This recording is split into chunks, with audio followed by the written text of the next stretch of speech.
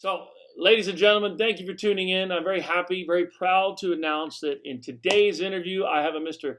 Gregory Schlagdenhauffen. He is the founder of Wine Circle Imports. They're based in Atlanta, Georgia, and they emphasize boutique wines from France. Gregory, first of all, thank you very much for your time. And could you please do us the honor, just give us a little bio about yourself and kind of, what would also be helpful is tell us how you kind of worked your way up into the wine industry to where you're now the owner of an import company. So I guess I took a couple of long terms. So first off, I was born in Alsace, France, in Strasbourg, and that's where I was up until I was almost 17, until I got recruited to play basketball in prep high school in the U.S. So I moved in the U.S., lived in Wisconsin for a year, Tennessee, did my undergrad, and after my undergrad, I moved back to France. So then now it was time to kind of find a career. And I got an interview with a winery that was looking to export, in particular in the U.S. market. So they gave me an internship where I had the ability to, develop U.S. distribution channels, and then move into New York to kind of go ahead and grow their sales portfolio in the U.S. So I did that for a couple of years. And then I decided to move back in France, except I had a girlfriend in America. And so I was trying to figure out a way to come back and give my relationship a go. And legal immigration in the U.S. were very complicated. So the best thing I could do was to start a company. November 2008. And that's where the story began. Oh, wow. So you started right during the economic, or as I call it, the economic dog show. Yeah, exactly. So I kind of got a little bit familiar with what it meant for the economic, for people to be a little bit distressed economically, and what their pattern of behavior was. And I'm hoping this is going to help us out while we're dealing with this COVID thing. Could you? Right. I don't think I've ever heard the term. Could you? What does a wine curator do? I think it has to do with curating the portfolio in the sense that not every wine has a purpose on the market. The market is uber duper competitive. It's oozing with options, and really the only way you can actually be successful in really finding some distribution channels for a wine and really grow some legs on the market is to have wines that has a real reason to be there. Essentially has to be either better in terms of price point, in terms of quality, in terms of packaging, to where it really has a chance of success. The marketplace is way too crowded to just throw some wines in there and hope that they go on their own. So you have to be extremely selective into what you pick to be a part of your portfolio, the cartridges that you take in order to kind of define distribution channels, in hoping that it actually works. Otherwise, you stand no chance. You're just wasting your time. So, with that said, could you give an example, knowing how competitive the market is, knowing how many wines are out there? Can you give me an example of a decision you've made, I don't know, this year, last year, where you thought, well, I'm not going to select these wines for this reason, so I'm going to go this route? So, I mean, I guess I can give you an example of one particular instance in which I was wanting to zero in on an opportunity that I thought was there and was not completely fulfilled. So I was looking for a Bordeaux in wooden cases, red Bordeaux in wooden cases, predominantly Merlot, so it'd be a little bit more approachable while young. And that would be around $10.99 retail. So the wood cases would be like in retail, you can stack it, looks beautiful in there.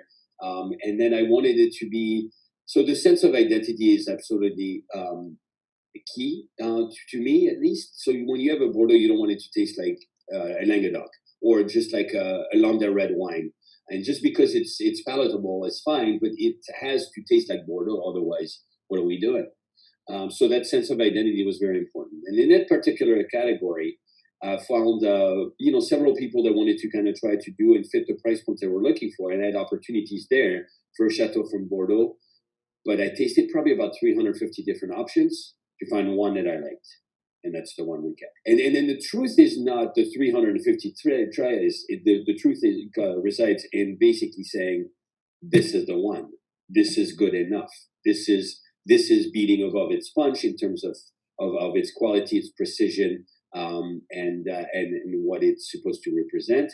And then it fits into the mold of the price point, and then the winery is actually willing to invest into like the packaging that gives us a chance of success. Research is super important, and you have to not be scared. Basically, you don't want to go and taste a batch of wine and say, well, I got to find one that works. you have to be able to be like, nope, not good enough, not good enough, not good enough. And once it is good enough, honestly, you know. Because sometimes you get frustrated, you keep on tasting things and you're like, oh my God, I hate all of those. And it's like, well, maybe my palate is off. And then you continue to taste it, but when they're the one that you find and you're like, yeah, no, this one is so much better than everything else. And is so much better than what I wanted it to be, then you just know. It's like an epiphany. You just kind of know that like, this one's gonna work. So when you get in your head, like, okay, I want this, I want a Bordeaux, wooden case, approximately 1099, more Merlot heavy, so it's more approachable, younger. How do you go about getting that? Do you just go online and research wineries in Bordeaux and then start calling them and how does that process work?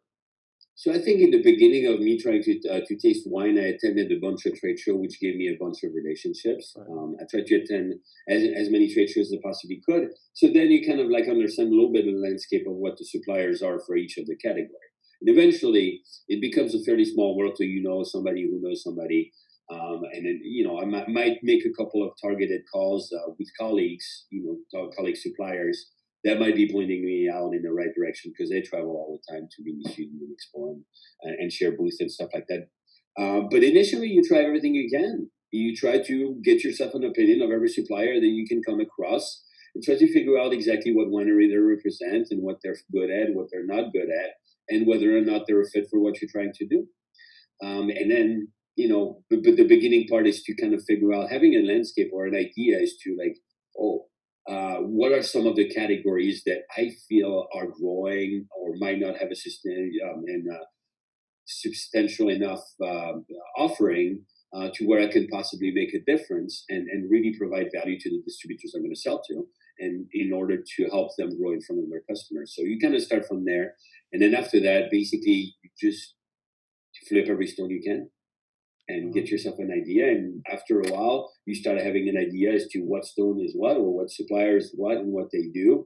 And you kind of better know who to call, though you still make a lot of research. Well, on that note, you talked about you didn't mention the word trends, but you kind of alluded to the palate. What can you teach us that you've learned about the American palate, maybe where it has been and where you think it's going as far as tastes, what people are drinking when it comes to wine?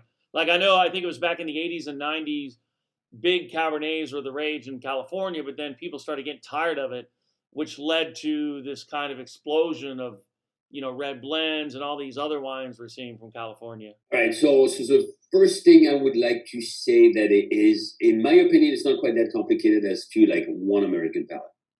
Because I feel like the American palate that are going to go and gravitate towards California wines, if they were going to gravitate in French, for example, they'd be more suited to, let's say, like Châteauneuf-du-Pape, Southern Rhone, or some bulky, Bendo, rich, powerful alcohol wines, high alcohol wines.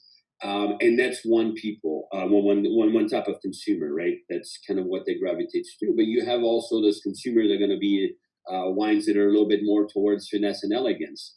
Typically, the people that are going to be gravitate towards French wines are going to be towards finesse and elegance and have a palate that's more similar to the people that consume Italian wines per se, maybe Oregon, something of that nature.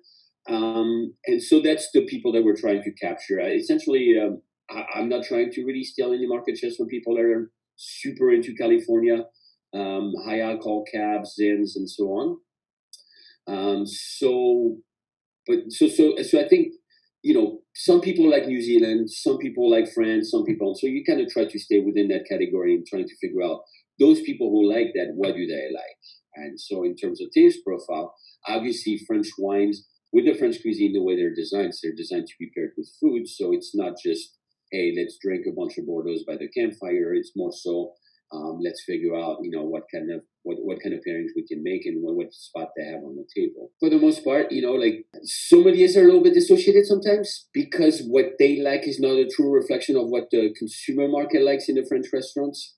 But the French palate is increasingly, rosés is being a big thing. It's kind of fading out a little bit with the seltzer water kind of thing taking place on the boats and in the pools and so on. But French consumer typically like balance and elegance. So for consumer French wines typically like that balance and elegance, where the tannins, the alcohol, and the acidity are all very well intertwined and very well balanced and rounded to where you can make room on the table for food. The wine doesn't take precedence, neither does the food. Funny you say that about sommeliers because I was a chef for 27 years, and I can't tell you how many times when I was a cook and the chef was making the menu, the attitude was, oh, we got to have this on the menu, and maybe the customers don't want that.